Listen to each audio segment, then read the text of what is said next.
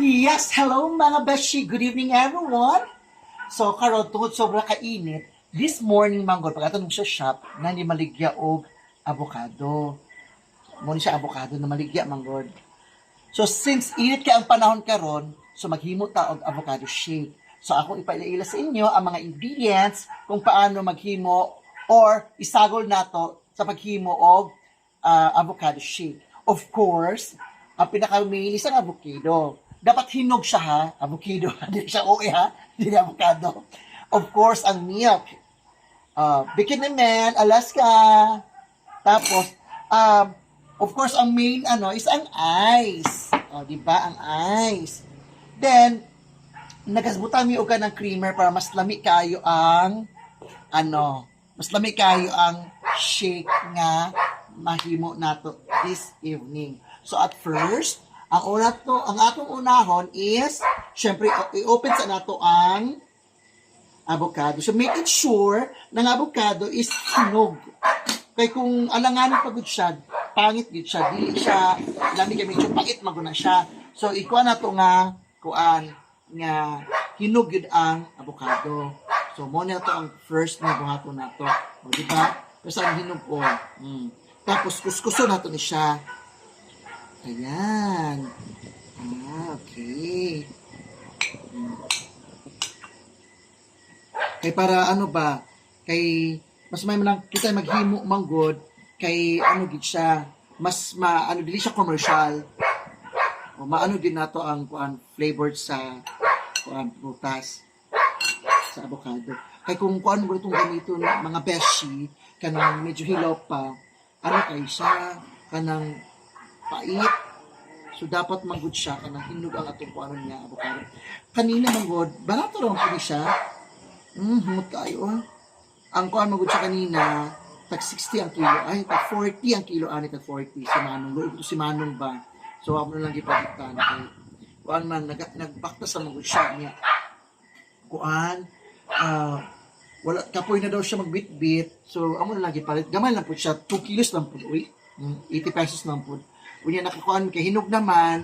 So amo na lang i-shake karon kay para makuan. I-share pod damo kung saan paghimo sa shake sa avocado nga kanang dili gani siya commercial. Kana pang family gid siya. Anak. Ayan. So careful lang po to sa pag sa konti basig. Santa. Anak. So tulo lang sa atong himuon ani para at least man lang mapakita nato sa inyo mga beshi ang atong avocado shake. I don't know kung sa pagpura sa avocado or saan na. Okay. So nakahimo na ta nahumata ani. Muna ni siya atong kuanon ang avocado. Okay. Nakuha na nato sa iyang kuan. Kuha na nato. Ang next, ang atong ginabuhat manggod is ang ice. So dapat nato siya i-crush na tong ice kay kung atong indiretso gud sa blender, mo tendency nga madawat tong blender.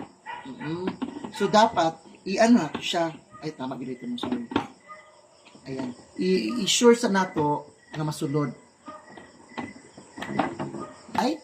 Then ato dang syempre magputang na tag ice dire para i-crush nato. Gamay lang kay nakaano gud siya, idukdok na gud nato ni. Careful lang, sa nakakani o. Kung man gud siya, dito lang sa blender, may tendency niya, may tendency niya maano siya. So, atong ibutang avocado na diri, butang sa ilalong para mas maano siya, mas grind siya niya. Or ma-blend siya. Tapos butang natin siya kung kuan na ang atuan. Of course. Ang atuan. Okay, next na po. Mag-arm po ta. Siya ang atuan. Mas mapila mo ang kuan siya.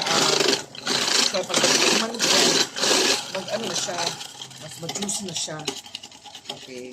So nara sa tuwa mga beshi nga. Butang na to daan rin, butang nga po na to og gatas sa ilalim para mas madali. So ato sa kuanan. Ato sa basta as long as mabutang na natin dili. Mabutang taog. Ayan.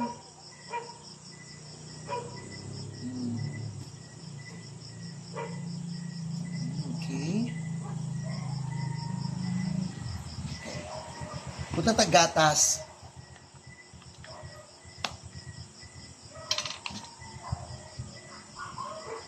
Ayan. Kondensada ni siya para mas tamis siya. Okay. Depende na sa to mga beshi kung depende sa tong kung mahilig tamis o kuan. Ang taklo bi ani. Okay mga beshi, butang na to gamay og a little amount of water para mo ano lang siya dito sa ilalom. Para dili ta maglisod kung ato nang ikuan. Mo di man yung taklo. Beshi, na ano ko, na-confuse ko. Nabuhak ng taklong ani sa mo ni siya. Yung mo lang dili maigo. So, ato ni ato ni mauho na ginuti mga beshi. Tapos, atong i-on. Ayan.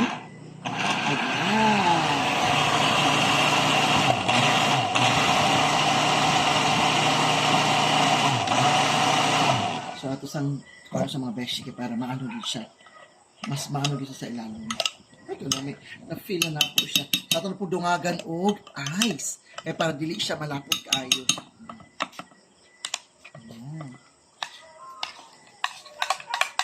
Dungagan ka na ito gamay. Magkaon patagkuan, mag-grind ito o ice gamay. Para mas ano din na ito. Mas dagna itong mahimong shake.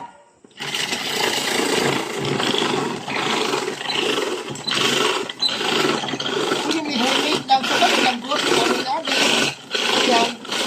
kung wala, pwede man i-dok-dok yapon sa siminto ka nang ginagmay lang good siya. Pag wala tayo kuan, grinder ba ito ka na? Or crusher. Ayan. Kung wala crusher, oo. Oh yeah, ice crusher. Kung wala mo yung ice crusher, pwede may dok-dok lang niya. Medyo, dili lang kayo dag ko pa, dili madaot ang inyong hand blender pag ano ninyo, pag shake ninyo. Kaya kung i-blend na nato na, mas mayroon ito kuan, fine daan ang kuan, ang ice. Okay, ito na pong kuan kaya para maano siya. Mas ma-mix yun sa ilalim.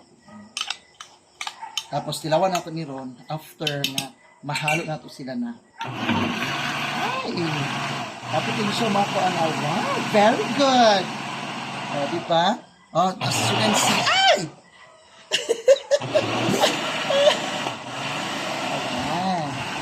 So, tilawan nato siya mga beshi. Kung lamig na ba siya. Okay. Yung kalamig. So, kulang siya og creamer. Butang nato kuan mga 3 ka kuan na creamer. Ayan. Tapos, butangan nato siya og milk.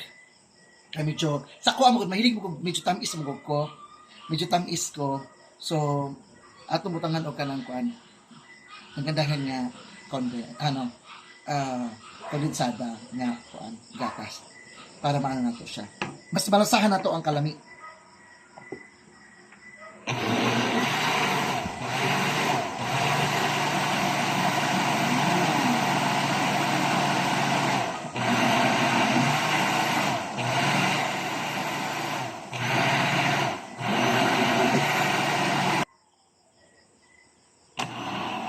Okay.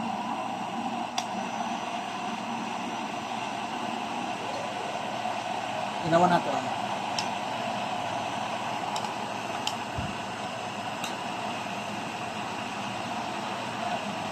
Ay, kalami. Kami kayo mga beshi. Ayan. Muna na siya karoon ang atuan ko. Ayan. So, karoon mga beshi, it's time for us to taste ang ato ang finish na paghimo og shake sa avocado shake. So ato ni i-share of course. O di ba? Lamig kayo sa tanawon o di ba? Ang presentation. This is for you. And of course, this is for me. This is for me. Ayan, mga beshi, very lapot kayo ba? Kalami ay. Nanam kay siya ba nga katong naano gid siya ang kanang flavor gid sa prutas. Nabi gid siya. So ano siya? Pwede siya sa balay. Kung wala mo yung kuan, wala mo yung nani, pwede na po ninyo idok-dok nyo sa semento na or kuan. Basta kuan lang, dili lang kay dagko para pag blender, dili madawat pag blend niyo, dili madawat ang blender. Ay. Sorry. Ayan. Mag-ano ta? Dilawan natin na itong mga kuan. Lamig siya, no? Ayan. Dili siya kanang kuan ganing kanang powder. Prutas din siya.